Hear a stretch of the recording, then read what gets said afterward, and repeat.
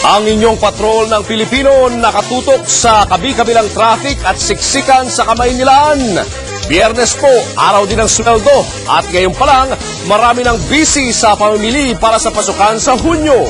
Ihatid namin ang kabuhang ulat tungkol dyan. Ang TV Patrol sisimula na ngayon!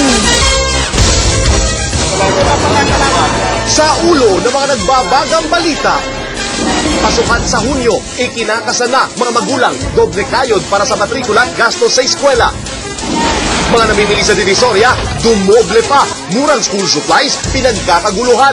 Ang update sa presyo ng mga notebook, lapis at iba pang gamit sa eskwela, tutukan live! Mga unang beses nagparehistro, dumami. Comelec, sinabing nakatulong ang kampanyang boto mo, ipatol mo, ako ang simula. Mga babae na marahas na ikinaboy sa demolisyon kahapon, nagkapasa-pasa ang katawan. Talagang gusto kong makuha ang batuta niya para ihambalo sa kanya, para maramdaman niya kung gaano kasakit ang ginawa niya sa mga kasama.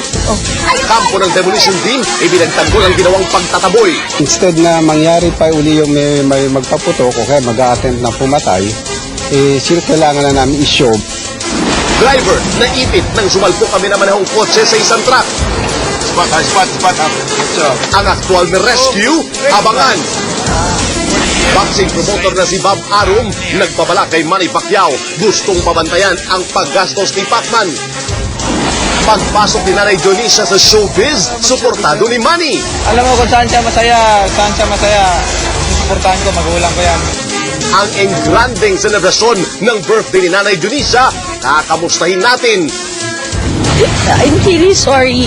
Candy Pangilinan, hindi natanggap sa Baguio dahil sa kanyang biro sa mga igorot.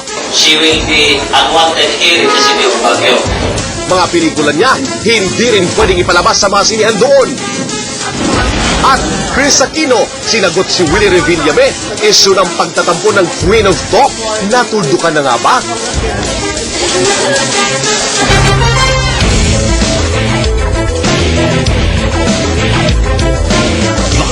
Mula sa ABS-CBN News Center, Manila, ito ang TV Patrol World!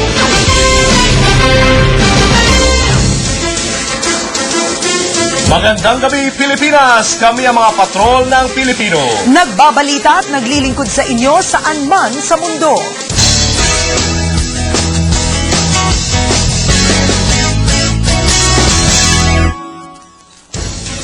Sulitin po ninyo ang natitirang bakasyon mga kapamilya dahil opisyal na po na sa June 1, pasukan na sa mga pampublikong paaralan. Dahil nataon po ang sweldo sa araw na ito ng Biyernes, sinasamantala na rin ng maraming kapamilya natin na mamili na ng mga school supplies para sa pasukan. At live mula sa Divisoria sa Maynila, nagpapatrol, Sol Aragones.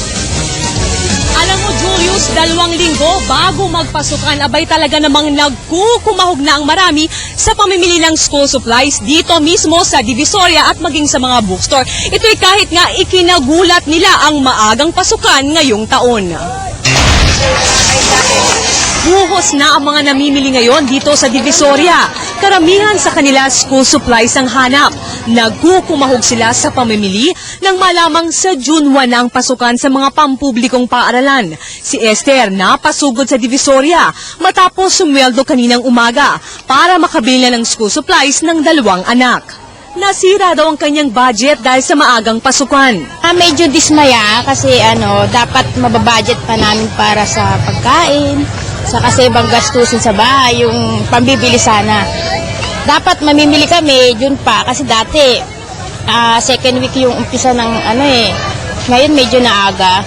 So mas nahirapan. Ganito din ang sentimiento ng iba pang mga nanay na namimili dito. Hindi nagtaka kami, bakit masyadong maaga ang pasukan ngayon. Dati-dati naman hindi naman gano'n, nakapag-ipon pa kami. Pero may ilan namang nagsabi na mabuti na rin ang maagang pasukan. Okay naman siguro kung maaga para ang mga bata makapagklase pa rin. Pasalamat na din sila at di pa nagmamahal ang presyo ng school supplies ngayon. Ang mga spiral notebook na 80 leaves dito sa Divisoria, 8 pesos, 9.75 hanggang 13.75 sa bookstore. Ang notebook na tahisa yarn, 9 pesos, 11.50 hanggang 14.75 sa bookstore. 5 piso ang presyo ng lapis at ballpen. 20 hanggang 40 pesos ang Crayola, depende sa dami. 100 pesos ang bag. Ang white polo at blouse na uniform, 55 hanggang 120 pesos, depende sa size. Ang khaki, 50 hanggang 60 pesos. At 50 hanggang 90 pesos naman ang palda. Yung ibang ayaw makipagsiksikan, sa bookstore ang punta sa halip na Divisoria, kahit mas mahal ng kaunti. Yun sa Divisoria, pag bumili ka, 1 month lang, parang gulay na yung itsura eh. Hindi kagaya dito, maganda yung quality nito, tsaka iwas sa mga mandurukot. Alam nyo mga kapamilya, sabi po ng mga tindera dito, abay habang papalapit ang pasukan, ay talaga namang siksikan dito. Hindi lamang dito sa Divisoria, maging sa mga bookstore at mall. Kaya payo po nila, abay kinakailangan maging maaga ang inyong pamimili. Ito ay para magkaroon din po kayo ng pagkakataon na makapamili at makatawad pa. Balik sa iyo, Julius. Maraming salamat, Sol Aragones. Karagdagang 1 milyong bagong estudyante ang papasok ngayong darating na June 1 sa public at private schools. Kung doble kayod ng mga magulang, malaki rin ang bubunuin ng DepEd para maihanda ang mga eskwelahan, classrooms, 2 linggo bago magpasokan. Nagpapatrol Niña Corpus. Back to school na sa June 1. Ayon sa DepEd, Marso pa nasabihan na ang mga magulang tungkol sa maagang pasukan. Talagang inaabiso raw ito tuwing magtatapos ang naunang school year. Tuwing unang Lunes ng Hunyo ang pasukan at natapat ito sa June 1, kaya sabi ng DepEd, dapat paghandaan na lang ito ng mga magulang. Sana po mag-adjust tayo dito dahil dati naman nating alam na June 1st ang pasukan. Doble kayod naman ang pamilya Rapalyo na nangangambang baka hindi matustusan ang panggastos ng nag-aaral na mga anak. Overtime sa pamamasada ng tricycle si Mang Stanley. Bilang magulang, gagawin ko lahat para may bigyan ng kinabukasan mga bata. Araw-araw ding nagbebenta ng mami si Jeanette para may pambili daw ng damit at gamit sa pasukan ng mga bata. Pati ang 2 niyang anak na sina Sunny at Myla tumutulong sa pagkayod. Si Sunny umi-extra pa sa pagiging parking boy para raw makapagpagupit ng buhok at makabili ng bagong sapatos sa pasukan. Hindi na po ako hingi, kasi sayang din po yung pera para magpakaipon po sila. Ayon sa pamilya Rapalyo, kulang-kulang 5,000 ang gagastusin nila pambili ng mga uniforme, sapatos at iba pang gamit sa eskwelahan para sa 3 anak. Kung kulang daw ang pera, uutang na lang daw sila.